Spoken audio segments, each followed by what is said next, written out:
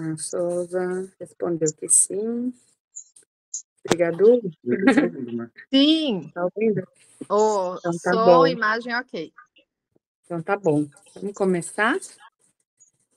Já deu 10 minutinhos, né? Daí se for entrando mais alguém aqui, eu vou liberando. Então vamos orar e daí a gente já dá início aqui ao nosso estudo de hoje. Tô só me adaptando aqui com as telas. Deixa eu ver se aqui tá certa. E essa aqui, ok. Bom, então vamos orar. Senhor, Pai nosso que estás no céu, estamos diante da tua presença para te agradecer, Senhor, por mais este dia, por tuas bênçãos e maravilhas dispensadas a nós. Te damos graça pelo dia de hoje, pela saúde que tem nos dado, Senhor, pela saúde que tem nos dado para nossa família, e em tudo, Senhor, as tuas misericórdias têm sido renovadas em nossa vida. Senhor, nós te pedimos, abra nossa mente e coração, para que a gente possa entender a tua palavra, Senhor, e pôr em prática aquilo que tu tem nos ensinado. Toma tudo nas tuas mãos e recebe esta oração, em nome de Jesus. Amém. Bom, para quem está fazendo o devocional na apostila, a gente está na semana 4, dia 22, na página 60, tá? Para quem está com a apostila. Então, aqui começa pedindo para a gente ler Oséias 7, do versículo 1 ao 7, tá? Então, vamos ler, fazer a leitura bíblica aqui. Quando eu tento curar Israel, o mal de Efraim fica exposto e os crimes de Samaria são revelados, pois praticam o engano, ladrões entram nas casas, bandidos roubam nas ruas. Mas eles não percebem que eu me lembro de todas as suas más obras. Seus pecados os envolvem, eu os vejo constantemente. Eles alegram o rei com as suas impiedades, os líderes com as suas mentiras. São todos adúlteros, queimando como um forno cujo fogo o padeiro não precisa atiçar. Desde sova a massa até quando a faz crescer. No dia da festa do nosso rei, os líderes são inflamados pelo vinho e ele dá as mãos aos zombadores. Quando se aproximam com suas intrigas, seus corações ardem como um forno. A fúria deles arde lentamente a noite toda. Pela manhã queima como chama abrasadora. Todos eles se esquentam como um forno e devoram os seus governantes. Todos os seus reis caem e ninguém clama a mim. Então, aqui a gente fez a leitura de Oséias 7, do versículo 1 ao 7. Então, vamos aqui para as nossas perguntinhas, né? Vamos lá. Vamos começar aqui com a primeira pergunta. Efraim, Israel e Samaria. Oséias usa essas palavras se referindo ao reino do norte, do qual Samaria é a capital. Quem foi Efraim? Então, aqui eles pedem para a gente ler Gênesis, né, 41, do 50 ao 52, e depois, aqui com a sequência da pergunta, a quem seu nome e descendência deu origem, eles pedem para que a gente leia Gênesis 48, 17 e 22 e 49, 22 ao 28. Como é bastante leitura bíblica, eu vou resumir o que está acontecendo aqui para a gente conseguir extrair essas perguntas.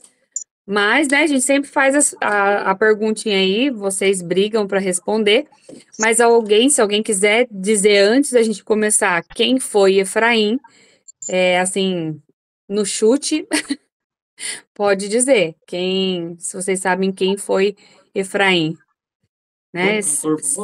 O Rafa falou que foi um cantor famoso. Ai, ai, ai. Se a gente perguntar ultimamente como que é Ana Castela e Zé Felipe, todo mundo sabe, porque só dá isso no Instagram, nem que a gente não queira. O Rafa disse que nem conhecia, mas agora tá conhecendo. Bom, mas Efraim, ele foi o segundo filho de José. José, aquele do Egito, né? Filho de Abraão. E ele foi o segundo filho que foi nascido ali no Egito, antes daquele período de fome, né, que teve no Egito. O nome Efraim vem de uma expressão de gratidão de José. Então, quando a gente vai ler lá Gênesis, né, fala assim, ó: ao segundo chamou Efraim, porque disse: Deus me fez crescer na terra da minha aflição. Então, o significado do nome de Efraim, né, era uma expressão de gratidão. Com o tempo, o nome ali de Efraim, ele passou a representar todo o reino norte, né, que é ali Israel, já que era uma tribo numerosa, né, uma tribo poderosa, e eles estavam ali na capital, que era Samaria, que ficava dentro do território de Efraim. Por isso que Oséias faz ali a menção a Efraim, Israel e Samaria. Para vocês terem uma noção, só para a gente relembrar, José, aquele José do Egito, acho que todo mundo conhece a história dele, né? Ele era o filho amado de Jacó, ali com Raquel, era um dos, entre os 12 filhos, né, de Jacó, e desde jovem, Deus abençoou ele com sonhos proféticos, e esses sonhos despertaram inveja dos irmãos dele, né? Então, eles venderam o José como escravo ali para o Egito. O José foi parar na casa de Potifar, daí teve aquela história que a mulher de Potifar, né, se encantou com ele, daí ele foi acusado, foi parar na prisão, e daí lá da prisão ele interpretou os sonhos do faraó e foi colocado, né, como um governador ali no Egito. E daí, mesmo preso, injustiçado, ele permaneceu ali fiel a Deus, né? Interpretou os sonhos. Então, essa é a história de José, só para ter uma noção de quem era o pai, né, ali de Efraim, que deu origem a essa tribo numerosa. E daí vocês sabem, né, o desfecho da história é melhor do que qualquer série aí atual. É que os irmãos dele vai lá quando teve os 7 anos de fome, né? Eles vão até o Egito e daí ele vê os irmãos, né? Tem toda aquele suspense que ele não se revela ali de imediato quem ele é, mas no fim ele diz quem ele é, que ele era José, o que tinha sido vendido pelos seus irmãos, e daí ele se reconcilia com a família e todos vão morar lá no Egito, e é daí que o povo, né, de Deus, o povo de Israel, foi parar lá no Egito e foi se multiplicando e o tempo foi passando até que eles se tornaram escravos, né? Mudou o faraó, mudou a dinastia e eles, um povo que tinha sido convidado a morar no Egito por conta de José, se tornou um povo escravo do Egito. Então, só para a gente relembrar, ter um contexto histórico, né, de como chegou aqui. A parte 2 aqui da pergunta, né, ele fala a quem seu nome e descendência deu origem. Então, tá falando ali como eles se tornaram numerosos, né? Porque quando José levou os filhos ali para Jacó abençoar, era Manassés e Efraim, os dois filhos, né? E era costume os primogênitos serem abençoados, no caso Manassés, deveria ter recebido ali a bênção da primogenitura, porém, Jacó, ali, guiado por Deus, ele cruzou as mãos e colocou a mão direita sobre a cabeça do mais novo, que era Efraim. Então, ele recebeu a bênção maior, de maior destaque, né? Então, Efraim ele foi colocado à frente de Manassés na hora de receber essa bênção, mesmo ele sendo caçula. Aqui está toda essa parte de Gênesis que eles pedem para a gente ler. Jacó declarou que a descendência de Efraim ia se tornar uma multidão de nações, ia ser um povo numeroso e influente, né? Então, o fato de lá em Oséias eles serem considerado todo o reino norte de Israel é porque já tinha uma promessa de que eles seriam numerosos, poderosos, né? Uma tribo influente. E daí, quando o reino se dividiu, né? Ali com Salomão, Efraim ele se destacou no reino, né? Por ser os mais numerosos. Tanto que os profetas, aí, como Oséias, eles passam a usar o nome da tribo de Efraim como representante de toda a nação. Então é um detalhe assim pequeno, mas que ele traz toda uma história por trás, né? É, não foi, não, eles não só usam esse nome assim como simplesmente por falar, mas porque tem uma promessa que foi feita lá em Gênesis, né? E aqui a gente já está lá em Oséias, passou todo esse período, né? E ainda a gente consegue entender essa tradição dos judeus em preservar a história. Então, por isso que quando a gente lê, a gente perde, né, toda esse contexto histórico que tem da Bíblia e ela é toda interligada, né? Só para vocês terem essa noção de onde que saiu. Então, se aprofundar é importante, né? Quando a gente lê batido, a gente não consegue ter essa noção, né? De que lá em Gênesis já tinha uma promessa e aqui Efraim está sendo uma tribo numerosa por conta já de uma promessa que já teve muitos e muitos anos atrás, tá? Até aqui, ok? Deu para entender? Eu é, tentei resumir aí uns 600 anos, será, de história? Mais ou menos, tá? Mas só para a gente ter uma noção. Bom, vamos passar aqui para a próxima perguntinha. Os líderes de Israel deveriam prover liderança moral ao povo, mas, ao contrário disso, se entregavam aos desejos pecaminosos. Durante o ministério profético de Oséias, o rei de Israel foi Jeroboão II. Como foi o seu reinado? Daí ele pede para a gente ler aqui Reis, né? E pede para a gente também, linkando, né, uma pergunta na outra, quais foram as práticas pecaminosas que ele manteve desde o reinado de Jeroboão I. Então, aqui Oséias era outro rei, tá, gente? Isso confunde bastante a nossa cabeça. Aqui, ele está falando, já era o rei Jeroboão II.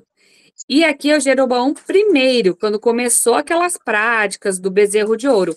Em outra pergunta, num estudo anterior, eu lembro que a gente já falou sobre esse rei. Mas aqui ele quer relembrar as práticas, né, do pecado e ele quer saber também como foi o reinado desse Jeroboão. Então a gente vai dar um contexto também para a gente não ter que ler todas as passagens que eles estão pedindo aqui de reis. Eu vou dar mais ou menos um contexto do que estava acontecendo nessas passagens e linkar com o que Oséias está querendo dizer, tá? Então, Jeroboão II, que no caso é o rei do contemporâneo ali de Oséias,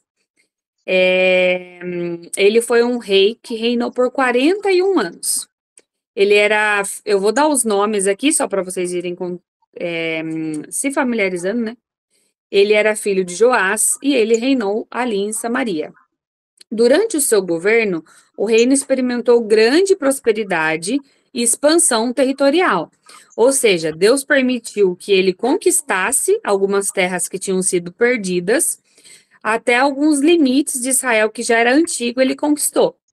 Contudo, apesar desse sucesso político e militar, o texto diz claramente que ele fez o que era mal aos olhos do Senhor, seguindo os pecados de Jeroboão I, que é aquele quando começou, né, essas adorações diferentes em Israel, né? No caso, que introduziu ali a idolatria maior. A gente sabe que com Salomão já tinha essa permissão por conta das mulheres de Salomão, elas já adoravam outros deuses lá em Israel, mas ali com Jeroboão foi pior, né? Porque com a divisão do reino ele teve que dar um jeitinho. Então, quando a gente faz uma análise espiritual, né? Politicamente foi um tempo de muita estabilidade e riqueza, mas espiritualmente foi um tempo de corrupção, idolatria e injustiça social. Ali em Jeroboão II, que já é do tempo de Oséias, o governo de Israel ele também estava ali em prosperidade e expansão, e também espiritualmente o povo estava corrompido. O rei, mais uma vez, mais um rei, faz o que era mal diante aos olhos do Senhor, com as mesmas práticas de idolatria, afastamento de Deus. E embora Deus tenha usado esse reino para restaurar, né, o coração e a nação, eles continuavam distante do Senhor, né?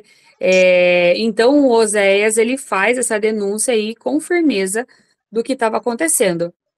Em outras aulas anteriores também, eu lembro que a gente falou sobre o reino dividido, né, ali após a morte de Salomão. Então, por isso que ele compara aqui os dois reis, né? Lá, na época do Jeroboão I, foi quando ele instituiu, né, essas adorações falsas, porque a gente já falou anteriormente, ele precisou dar um jeitinho. Como o templo ficou no sul, ele precisava dar um jeito lá do povo não migrar para o reino do sul, né? Ficar lá no reino do norte. Então, já Jeroboão primeiro, né? Só para vocês lembrarem, porque ele pergunta aqui, né? Quais eram as práticas pecaminosas? Só para a gente relembrar a história, ele fez os bezerros de ouro, ele instituiu altares, né? Falsos, na Bíblia diz altos também. Ele nomeou sacerdotes que não eram levitas, e isso ia contra a lei do Senhor. E ele fez festas próprias religiosas, né? Então ele tentou copiar aquilo que o Senhor tinha deixado, ele tentou copiar para que o Reino do Norte tivesse ali o seu próprio sistema religioso. E essas práticas, elas tornaram ali uma tradição no reino, né? E foram mantidas, no caso até aqui, Jeroboão II, que é o rei contemporâneo de Oséias. Então, o povo continuava aí sendo afastado da verdadeira adoração a Deus. É um pouco chatinho, né? Porque os nomes são parecidos, mas é importante a gente entender, porque senão quando a gente ouve o mesmo nome, a gente fica confuso, né? Nossa, mas isso daí aconteceu lá atrás, quando o reino foi dividido. Como que agora Jeroboão está no tempo de Oséias? Então, para a gente entender que são tempos distintos, né? Apesar das práticas serem a mesma, estava acontecendo uma coisa lá no começo e agora ainda continua acontecendo, só que já é outro rei, passou-se muitos anos e Oséias aqui está denunciando, né, esses pecados ainda. Então, eu sei que é um pouco confuso, mas conforme a gente vai lendo cada vez mais, a gente consegue ter essa noção da diferença aí dos reis, tá? Porque na Bíblia tem muito nome parecido. Então, a gente pode confundir, achando que é uma pessoa e é outra, e daí faz uma bagunça na linha do tempo, né?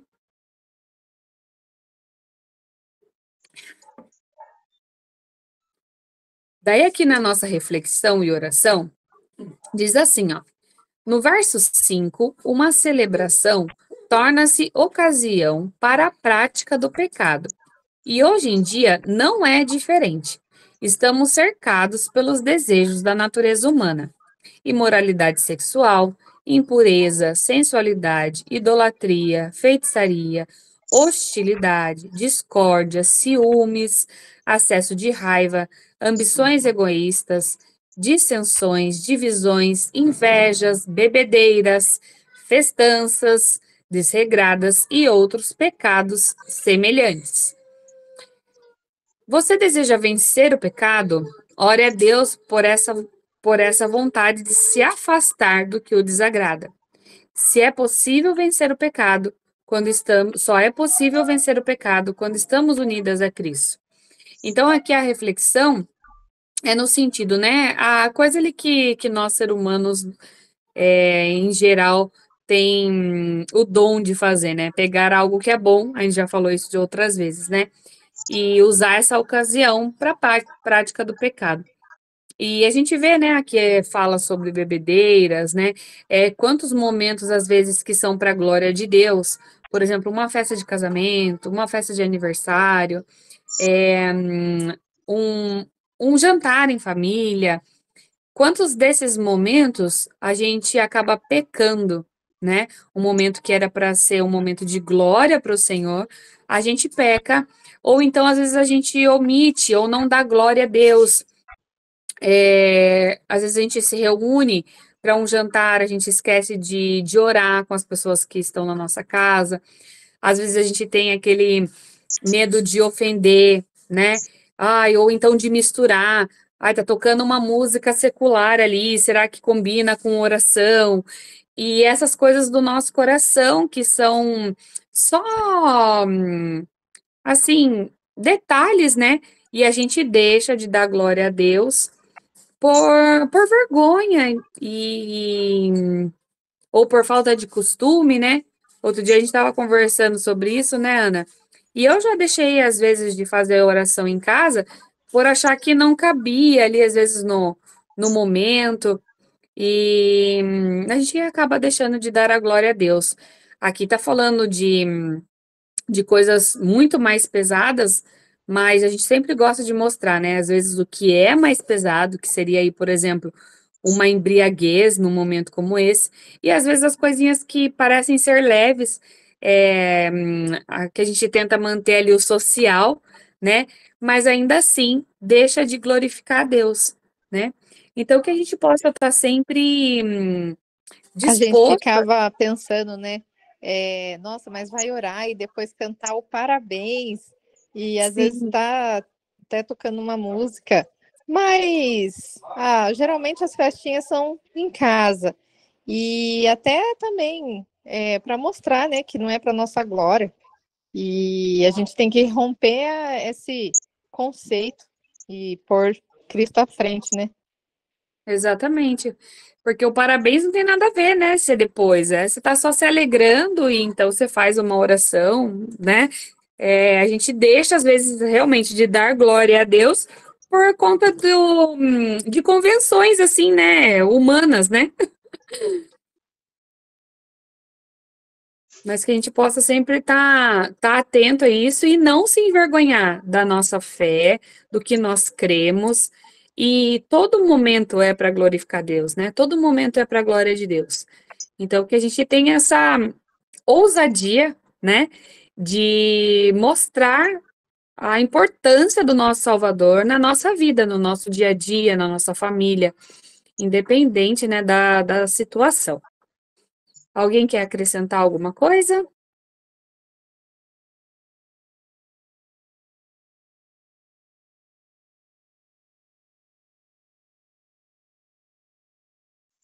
Sem acréscimos, pessoal?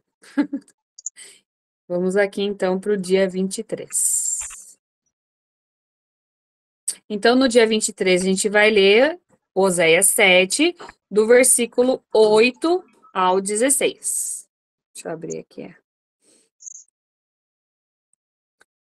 Vamos lá. Versículo 8 ao 16.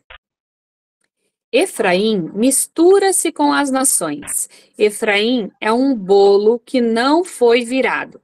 Estrangeiros sugam sua força, mas ele não o percebe. A cinza espalha-se pelo seu cabelo, mas ele nem repara. A arrogância de Israel testifica contra ele, mas apesar de tudo isso, ele não se volta para o Senhor, para o seu Deus, e não o busca. Efraim é como uma pomba facilmente enganada e sem entendimento. Uma hora para o Egito, outra hora volta-se para a Síria. Quando se forem, atirarei sobre eles a minha rede. Eu os farei descer como aves do céu. Quando os ouvir se reunindo, eu os apanharei. Ai deles, porque se afastaram de mim. Destruição sobre eles, porque se rebelaram contra mim. Eu desejo redimi-los, mas eles falam mentiras ao meu respeito. Eles não clamam a mim do fundo do coração. Quando gemem orando em suas camas, ajuntam-se por causa do trigo e do vinho, mas se afastam de mim. Eu os ensinei, eu os fortaleci, mas eles tramam mal contra mim. Eles não se voltam para Altíssimo, são como um arco defeituoso, seus líderes serão mortos à espada por causa de suas palavras insolentes, e por isso serão ridicularizados no Egito. Então, essa é a leitura, né, dos versos 8 ao 16, tá? E a primeira pergunta diz assim: o povo de Israel se mistura com outros povos. qual era a clara ordem de Deus para esse costume. Então, ele pede para a gente ler ali Deuteronômio 7, do 1 ao 6, e eu vou dar aqui o contexto, né, da ordem em que está lá em Deuteronômio, para a gente saber a resposta do que significava essa ordem de se não misturar com povos, que nada tinha a ver com preconceito, tá? Então, é bom a gente entender, porque tem muita gente que utiliza dessas partes para dizer que o povo desde Israel, e então quando a gente lê a Bíblia, os cristãos são preconceituosos, porque não se mistura com outros povos e nada a ver, né? Principalmente nós aqui do Brasil, que somos tudo aí misturado. Mas só para a gente entender o que era essa ordem. Lá no contexto, né, de Deuteronômio, Deus ordenou que Israel não se misturasse nem se casasse com os povos ali da terra. Por quê, né? Para que eles não adotassem os costumes, né? As religiões. Quando a gente se casa, né? A gente pega costume do marido, a gente pega costume da família do marido e vice-versa. Então, no caso aqui, não seria diferente. Eles pegariam costumes e religiões dos povos que eram pagãos. Então, Israel, ele deveria ser separado, ele deveria ser santo, fiel a Deus. E o povo, né, claramente, como a gente já sabe, desobedeceu. E aí, em Oséias, ele está denunciando como essas desobediências afastaram ali da fidelidade a Deus, né? Então, lá em Deuteronômio 7, a parte que fica mais clara é assim, ó: não vos mistureis com eles, e não vos ligueis em casamento com eles. Não dei vossos filhos a eles, nem tornarei suas filhas, e nem tomarei suas filhas para vós. Ou seja, era muito, muito clara a, a ordem, e ainda assim eles continuavam, né, fazendo isso. Peraí, só um minutinho.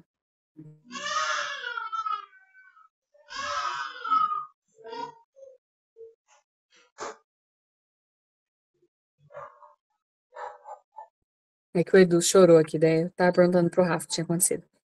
E olha só que coisa, né? Porque aqui a gente tá falando do reino do norte, né? Que foi aí cativo pela Assíria, mais ou menos cento e poucos anos antes do reino de Judá, que foi cativo pela Babilônia, e para o exílio. E quando a gente lê lá na frente, acho que a gente viu esses dias na exposição no culto, acho que em Esdras ou Neemias, lá na frente, quando o rei da época, que é o Ciro, liberta o povo para voltar para Israel, para que eles reconstruam a cidade, o povo começa a casar de novo com os povos que estavam na região, que era pagão. Então, acho, se eu não me engano, é isso, porque teve a exposição esses dias no culto. Neemias pega e começa a denunciar isso, tipo, porque eles estavam se misturando novamente. Tanto que daí eles se arrependem desse pecado, tem a oração, né, de Neemias, eles se arrependem desse pecado e eles dispensam as mulheres que eles tinham se casado. Então, olha, você vê, né, como o ser humano não é fácil, né? Não é fácil, olha, só Deus pode ter paciência com nós, porque você vê que eles já tinham ido para o exílio por conta disso, já era uma ordem clara e eles estavam fazendo de novo. Então, a Bíblia, ela expõe, assim, né, os pecados de uma forma que não tem como a gente não achar que era perfeita, né? Que as pessoas eram perfeitas. Ela expõe mesmo os pecados e a gente se identifica, né, com eles e com essa teimosia, com essa desobediência. Bom, então aqui, a lei era muito clara, né? É, não tem muito o que a gente perguntar mais aqui, né? Que era mais referente a isso mesmo, porque que eles não podiam se misturar com outros povos. E daí vamos aqui para a perguntinha 2, né? Cortam-se ritualmente. Então, para a gente entender também do que Oséias estava falando, né? O que era esse cortar-se aqui ritualmente, né? A que prática o texto se refere. Então, a gente vai lá para o contexto de Rei 18, do 25 ao 29. E aqui o que acontece? Esse trecho de Reis, ele está falando de uma parte bem conhecida também, que é quando Elias enfrenta lá os profetas de Baal, né? Que eles fazem lá a oferta e até que Elias fica zombando, né? Ai, ora mais alto, fala mais alto, quem sabe o Deus de vocês ouve, né? E ele encharca tudo com água lá, a oferta, e Deus manda fogo do céu e consome tudo ali, né? Então, é essa passagem, né? E os profetas ali de Baal, eles praticavam esses rituais externos, né? Que incluía cortar o corpo, né? Ali com alguma faca, enfim, até eles sangrarem para buscar essa atenção ali dos deuses dele e tentar achar favor, né? Em relação aos deuses. Então, está falando dessa prática de automutilação, que era realizada lá pelos profetas, a Baal, é, mas Israel havia adotado essa mesma prática pagã aí, né, mostrando mais ainda a infidelidade a Deus, né, e aquele afastamento da verdadeira adoração. Então, quando Oséias fala disso, né, quem ouve já entende todo esse contexto e sabe o que eles estavam fazendo, tá? Até que tudo bem, pessoal? Alguma dúvida?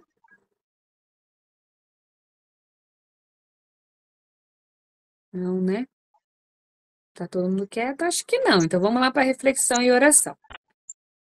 Israel buscou segurança e proteção em outras nações. Fizeram alianças com o Egito, Filistia, Arã e Assíria. Israel tentou refúgio em outro lugar e não em Deus.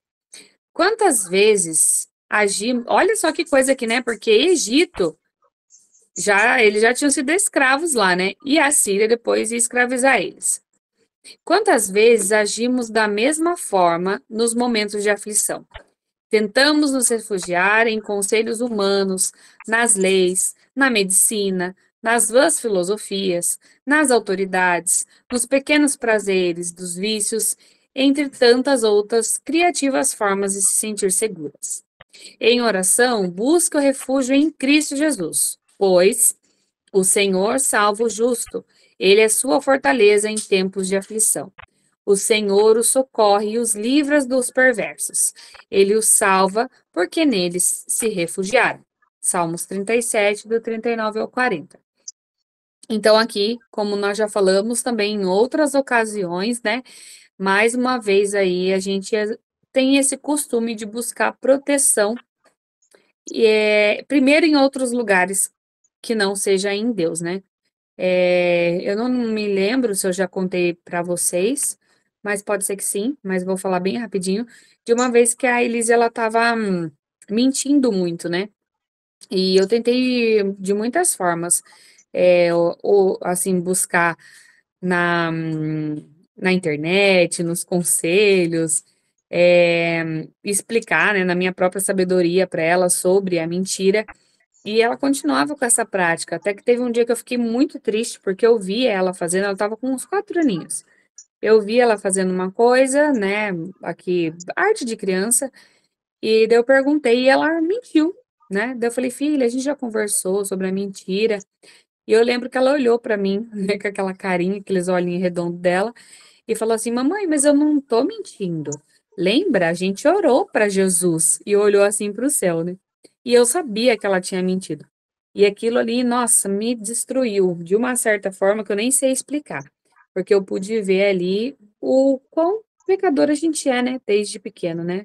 A gente não é inocente mesmo. E daí eu me desesperei e fui orar, né, para o Senhor. E eu lembro de falar, de na hora, assim, entender o que tinha acontecido. Eu falei, ai, Senhor, eu já busquei em tantos outros lugares, né? Na minha sabedoria, no conselho das minhas amigas, na internet, na educação positiva, na vara, como se diz, né? Que eu bati nela também. E nada resolveu, mas o primeiro lugar que eu deveria ter vindo era aqui aos pés do Senhor, né? Orar para quem pode resolver. Eu falei, porque se não for o Senhor tirar o coraçãozinho dela de carne, de pedra, né? E trocar por um de carne, eu tô trabalhando em vão, né? E eu lembro que a partir daquele dia, louvado seja Deus por isso, né? Não para minha glória, nem para dela, mas ela parou de mentir. Hoje ela brinca, às vezes fala uma coisa ou outra, fala assim que tá fazendo sarro, né? E às vezes é alguma coisa em contexto de mentira, mas em tom de brincadeira. Mas ela parou com aquela mentira ali, é, desenfreada, né? Então, o que eu deveria ter feito por primeiro é buscado ao Senhor. Mas nem foi o que passou na minha cabeça em primeiro lugar, né? Passou muitas outras coisas para que eu pudesse recorrer. E às vezes não, né? O Senhor quer que que a nossa primeira opção seja Ele, né? Então que a gente possa ter o Senhor como a primícia, né? Do nosso socorro, né? Então é uma reflexão que faz a gente pensar muito sobre como a gente tem conduzido, né? Nos nossos momentos de aflição, a quem a gente tem recorrido em primeiro. Alguém quer acrescentar alguma coisa? Vocês estão mais quietos que o normal hoje.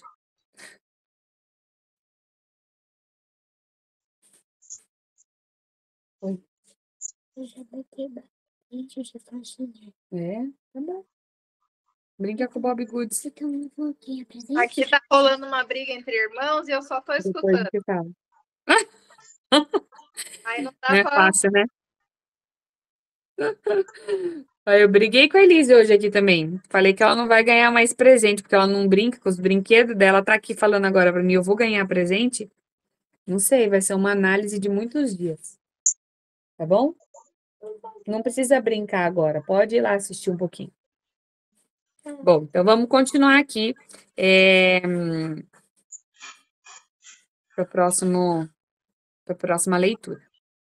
Então, agora a gente vai ler Oséias, capítulo 8, do 1 ao 14, tá? Só mudar aqui. Oséias 8.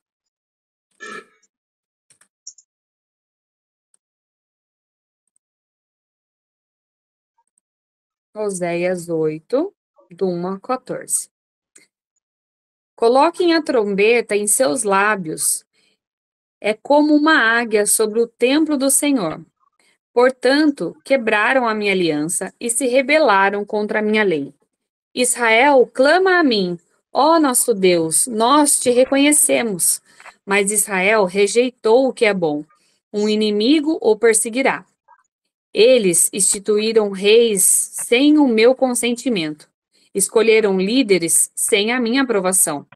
Com prata e ouro fizeram ídolos para si, para sua própria destruição. Lance fora seu ídolo em forma de bezerro, ó Samaria. A minha ira se acende contra eles. Até quando serão incapazes de pureza? Este bezerro procede de Israel. Um escultor o fez. Ele não é Deus, será partido em pedaços o bezerro de Samaria. Eles semeiam vento e colhem tempestade. O talo não tem espiga, não produzirá farinha. Caso produzisse, o trigo estrangeiro o devorariam. Israel é devorado, agora está entre as nações como alvo, algo sem valor. Pois eles foram para a Síria. O jumento selvagem mantém-se livre, mas Efraim vendeu-se para os seus amantes. Embora se tenham vendido às nações, agora os ajuntarei, e logo começarão a definhar sobre a opressão do rei poderoso. Embora Efraim tenha construído muitos altares para ofertas pelo pecado, eles se tornaram altares para o pecado. Eu lhes escrevi todos os ensinos da minha lei, mas eles os consideraram algo estranho. Eles me oferecem sacrifícios e comem a carne, mas o Senhor não se agrada deles. Doravante, ele se lembrará da impiedade deles e castigará os seus pecados. Eles voltarão para o Egito. Israel esqueceu o seu Criador e construiu palácios. Judá fortificou muitas cidades, mas sobre as suas cidades enviarei fogo que os consumirá, suas fortalezas. Então, a gente leu aqui o capítulo 8, do 1 ao 14. E a primeira perguntinha aqui, ela fala assim: a lei de Deus, também conhecida como a lei mosaica, é uma série de direitos e deveres, constituída por mandamentos, ordenanças, sistema de adoração a Deus, leis cerimoniais, entre outras. Sabemos que Israel estava transgredindo toda a lei de Deus, que pode ser resumida aqui nos 10 mandamentos. Então, a pergunta é: quais são esses 10 mandamentos, né? Então, vamos lá. Não terás outros deuses além de mim. Não farás imagens de escultura. Não tomarás o nome do Senhor em vão. Lembrar do dia do sábado para santificá-lo. Honrar pai e mãe. Não matarás, não adulterarás, não furtarás, não darás falso testemunho e não cobiçarás. Então, esses são os 10 mandamentos aqui, né? Que resumiam toda a lei, né? Daí lá em Mateus, né, no capítulo 22, do verso 36 ao 40, esses 10 mandamentos, eles são resumidos, né? As pessoas falam que eles são resumidos a dois, mas na verdade não é que eles são resumidos a dois. Os 2 mandamentos ali que Jesus fala, eles abrangem todos os outros, né? Então, amar a Deus de todo o coração e amar ao próximo como a si mesmo. Amar a Deus de todo o coração, ele vai corresponder aos primeiros 4 mandamentos, que é não ter outros deuses, não fazer imagem, não tomar o nome de Deus em vão e ali a guarda do sábado. Ou seja, amar a Deus de todo o coração envolve todos esses outros. Se você está amando a Deus de todo o coração, você está cumprindo os outros mandamentos. E amar ao próximo como a si mesmo, que corresponde aos outros 6 mandamentos restantes: honrar pai e mãe, não matar, não adulterar, não furtar, não dar falso testemunho e não cobiçar. E por que que é importante a gente lembrar disso? Porque hoje muitas pessoas distorcem a palavra de Deus, falando assim, que o importante é amar a Deus, a gente tem que amar a Deus e amar ao próximo como a si mesmo. Tá, realmente, mas esses 2 mandamentos é apenas uma sintetização ali dos outros, de todos os outros, né? Se você cumpre esses 2, você está cumprindo todos os demais. Então, não dá para a gente distorcer, né? Deus pede sim que a gente, por exemplo, não cobiçarás, né? Porque se você ama o próximo como a si mesmo, você não vai ficar cobiçando os bens dele ou a mulher, enfim. Se você ama o próximo como a ti mesmo, você não vai furtar, você não vai adulterar, né? Porque você ama o seu corpo, ama o corpo da sua esposa. Então, a gente não pode fazer menor a palavra do Senhor e não entender o que realmente diz, né? Então, se alguém falar assim para vocês, não, agora a gente só tem que cumprir 2 mandamentos, né? Amar a Deus e amar o próximo. Se você não está amando o próximo, sabe aqueles discursos, né? Prontos que a gente ouve por aí. Então, vocês podem aí rebater que eles abrangem a todos os outros mandamentos, tá? Alguém quer acrescentar algo aqui? Senão a gente já passa para a pergunta 2.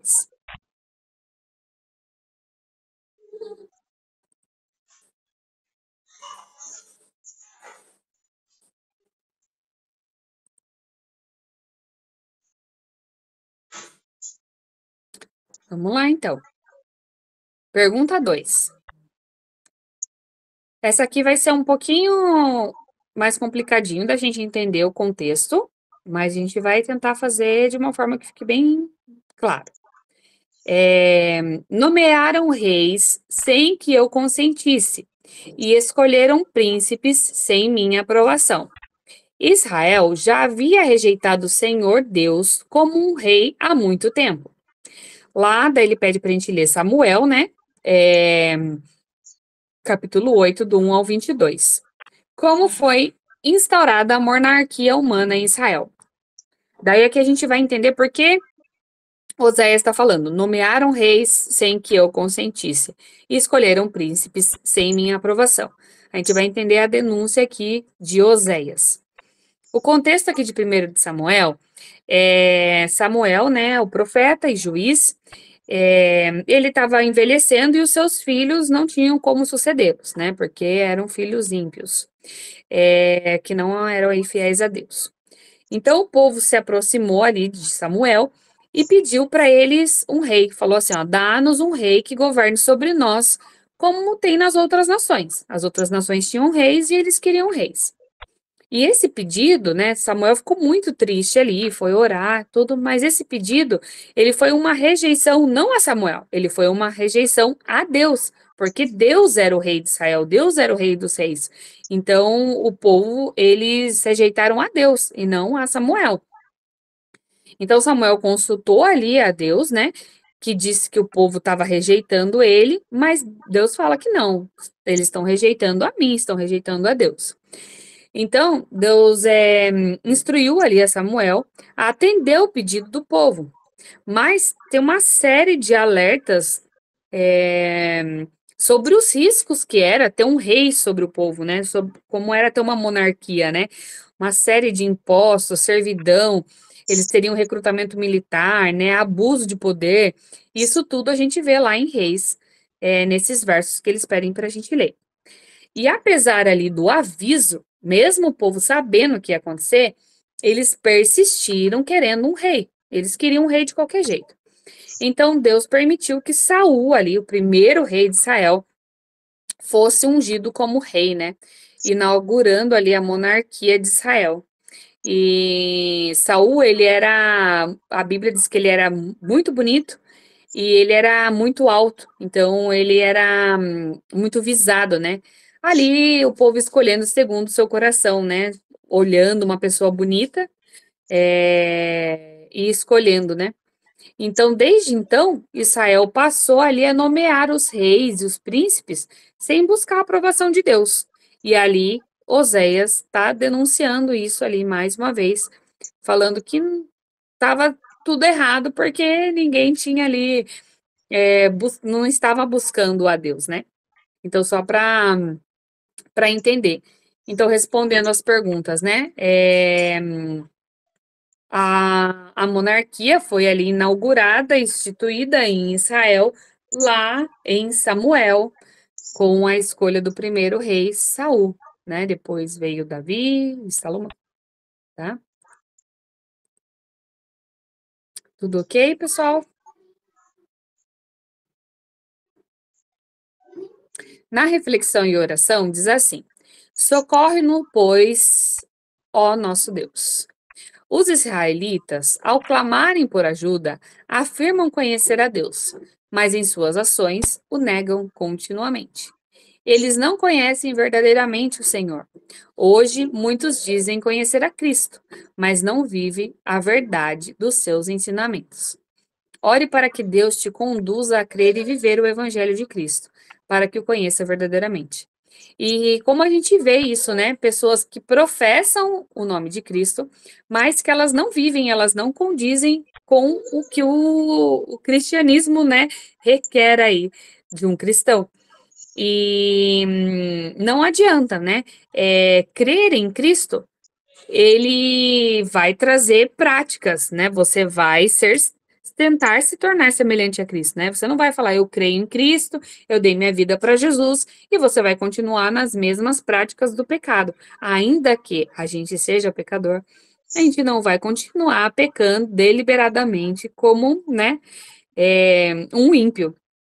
Então, a árvore ela é conhecida pelos frutos, né?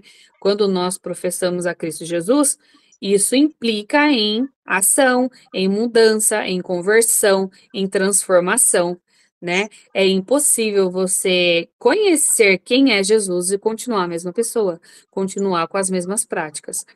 Então, quando a gente fala de graça, que a gente recebe esse bem imerecido, muitas pessoas confundem, pensam assim, ah, então se você já é salvo, você recebeu de graça, você não precisa fazer nada.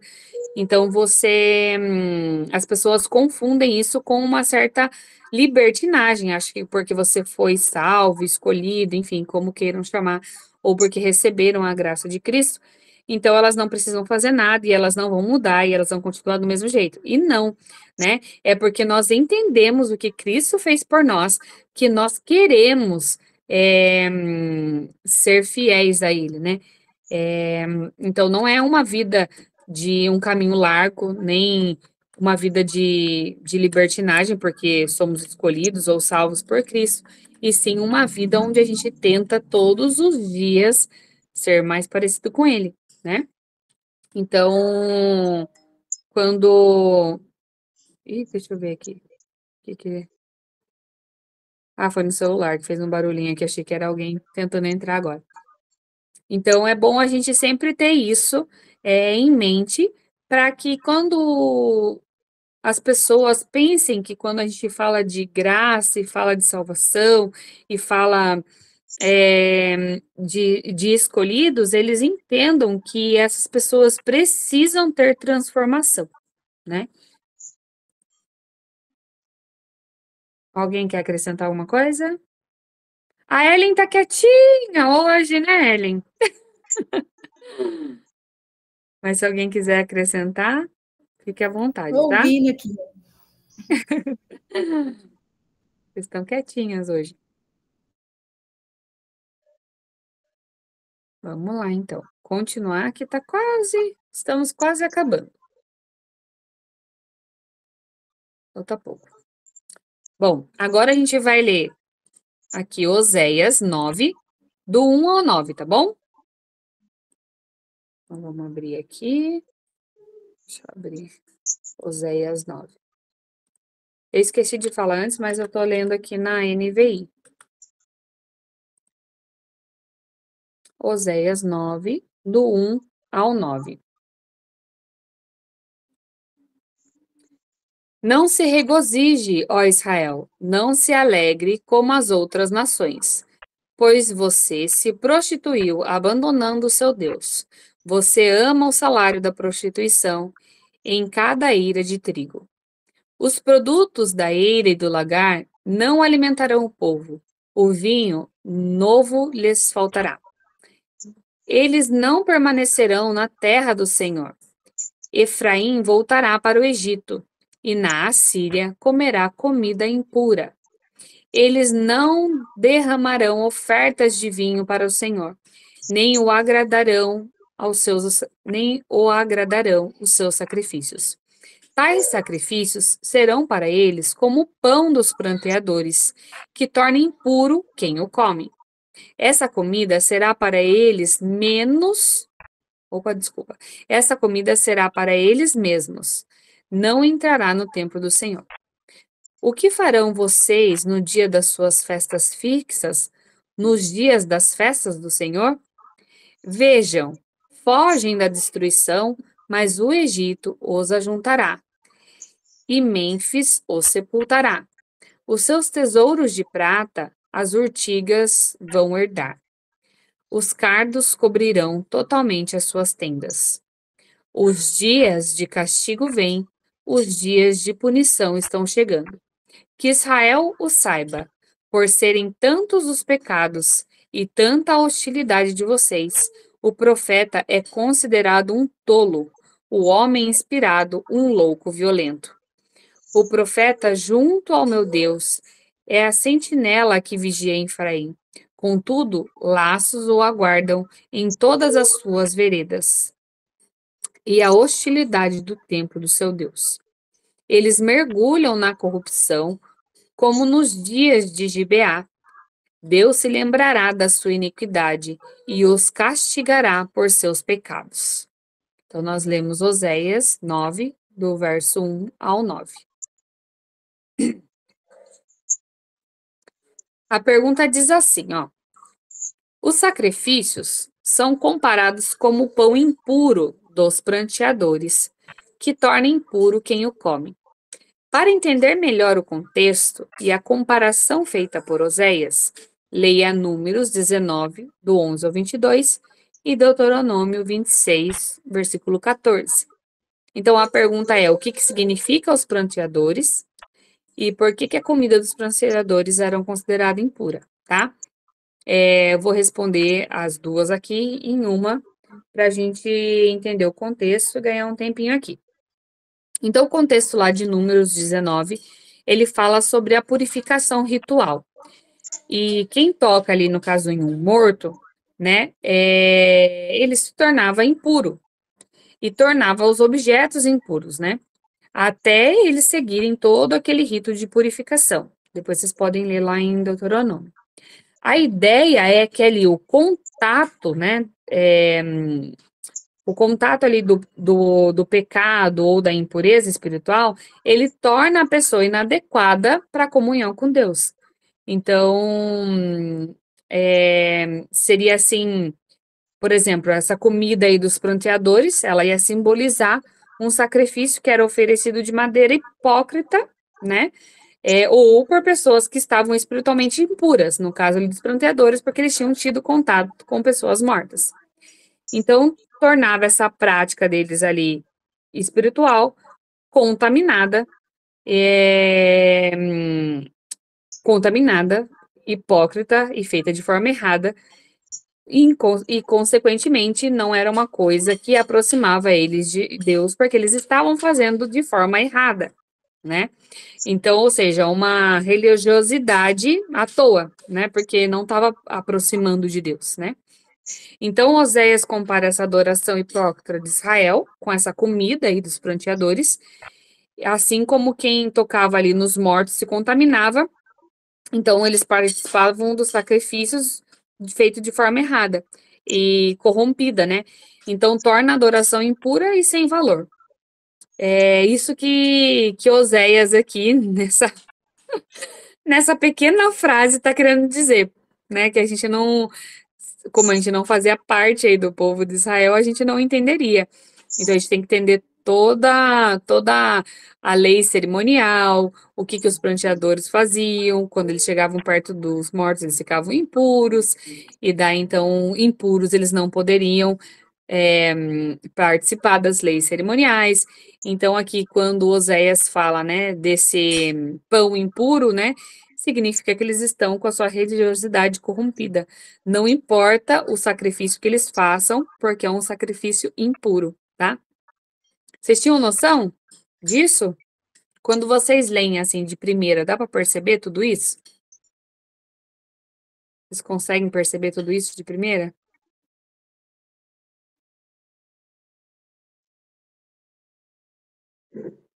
Acho que não, né?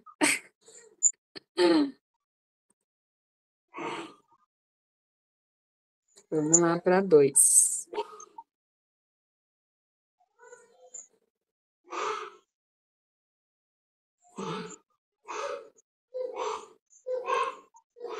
Peraí, pessoal, a gente já vai aqui para 2.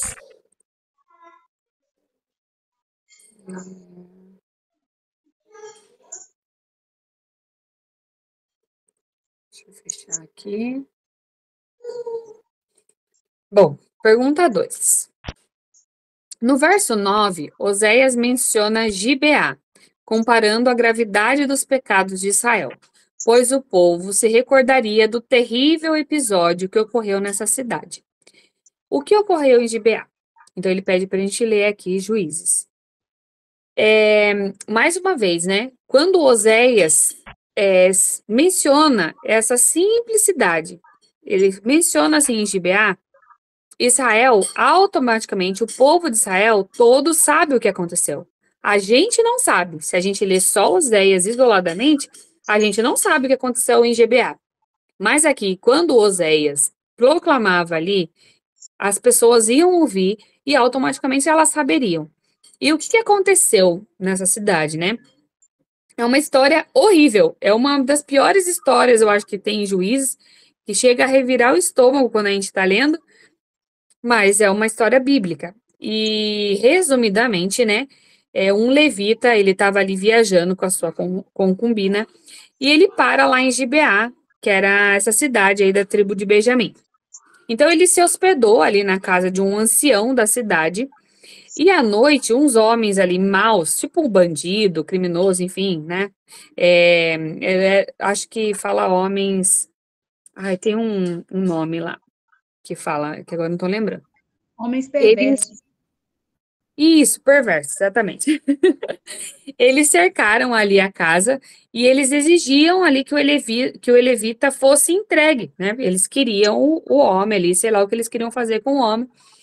E para proteger ali o hóspede, eles dão a concubina, né? Eles põem a concubina ali para fora. E daí ela foi violentada, né? Estuprada mesmo, violentamente durante toda a noite. É horrível de você ler, assim, tipo, causa. Ainda mais nós, né?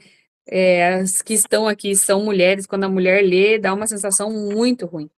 E daí, pela manhã, quando eles saem para ver ela, ela tá morta, né? Devido à violência que ela sofreu. E daí o levita, ele vai embora ali com ela, mas depois ele tem tipo um acesso, né, de raiva pelo que aconteceu. A Ana falou que leu aqui recentemente. Dá uma aflição, né? Ai, dá agonia de ler. E daí ele vai, corta o corpo dela em 12 partes e manda em todas as tribos de Israel para denunciar aquele crime, né, o que tinha acontecido. E toda Israel ficou horrorizada. Imagina as tribos recebendo parte e aquilo ali espalhando, né, do que tinha acontecido. E eles se reuniram todos ali para julgar a tribo de Benjamim, né? Então, com essa situação, teve uma guerra civil entre as próprias tribos, entre o próprio povo de Israel, né? Porque eles se reuniram ali contra a tribo de Benjamim e causou grande destruição e morte, né? Então, Oséias, ele usa Gibeá ali como um símbolo de perversidade e de gravidade do pecado de Israel, né? Ele está mostrando ali que eles estão sendo perversos. Deixa eu ver, lembrando que foi uma situação que eu não vi o que você falou aqui. Peraí, amor.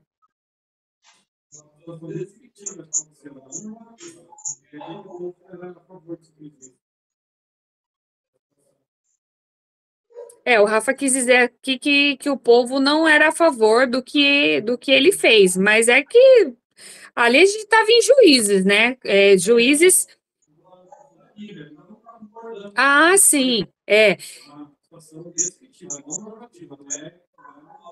Ele quis dizer que era uma situação descritiva e não normativa, no sentido de que Deus não está aprovando isso, né?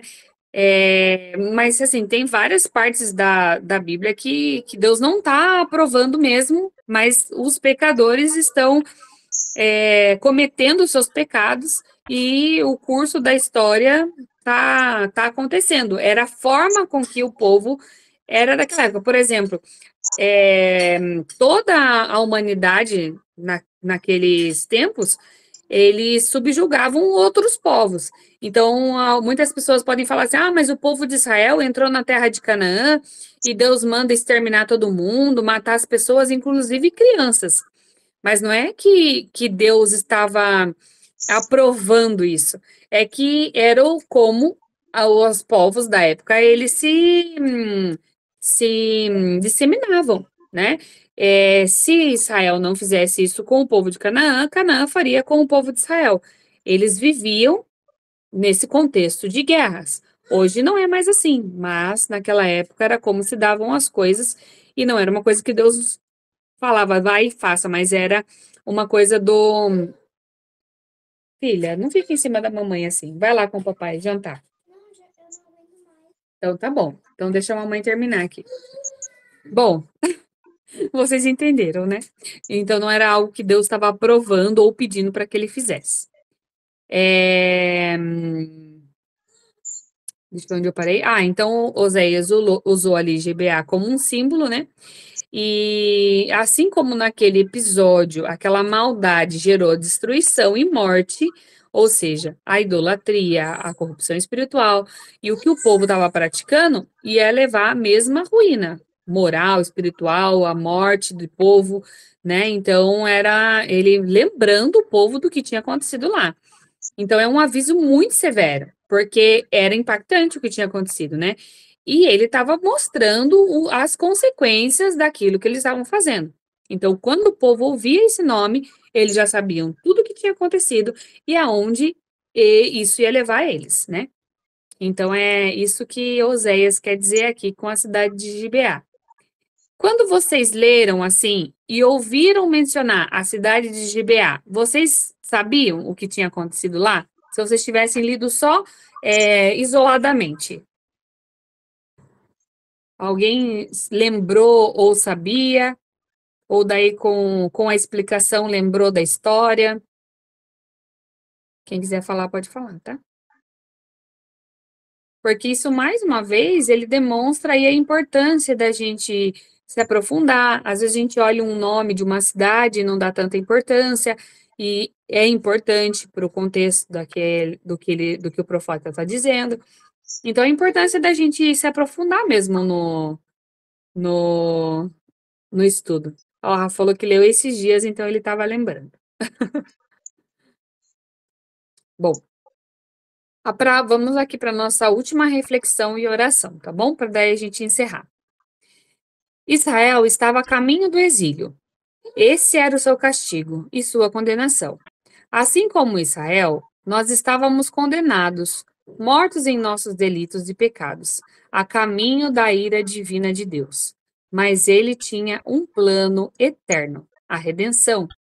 Cristo pagou o preço por nossos pecados e nos uniu a Ele. Ele é o nosso motivo de agradecimento em oração. Cristo nos libertou do jugo da escravidão. Ele nos resgatou do poder das trevas e nos trouxe para o reino de seu Filho amado, que comprou nossa liberdade e perdoou nossos pecados.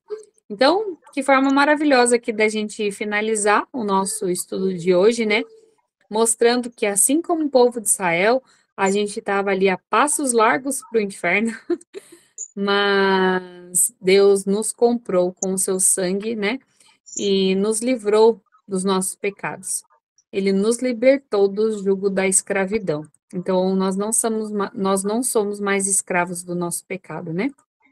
Então, que a gente possa refletir sobre isso, né, todos os dias, o que Cristo fez com a gente, que não caia no esquecimento, na correria do nosso dia, no decorrer da semana, que a gente sempre possa estar lembrando o que Cristo fez por nós, né? Porque eu confesso que não são todos os dias que eu lembro, e eu acho que é uma coisa que nós deveríamos lembrar todos os dias, né? Do maravilhoso plano da redenção e da salvação e de como Cristo nos resgatou, né, do nosso pecado. Hoje a gente finalizou aqui o nosso estudo. Espero que tenha ficado claro para vocês. Se vocês tiverem alguma dúvida, depois vocês podem chamar ou colocar lá no grupo mesmo, tá? Espero que a aula tenha ficado aqui gravada, porque sempre dá uns 5 minutos aqui. E Deus abençoe todas vocês estarem aqui, mesmo quietinhas, estão aqui presentes. Eu sei que tem os afazeres aí, a correria da vida, mas se alguém agora, nesse momento, estiver disponível para orar, eu agradeço.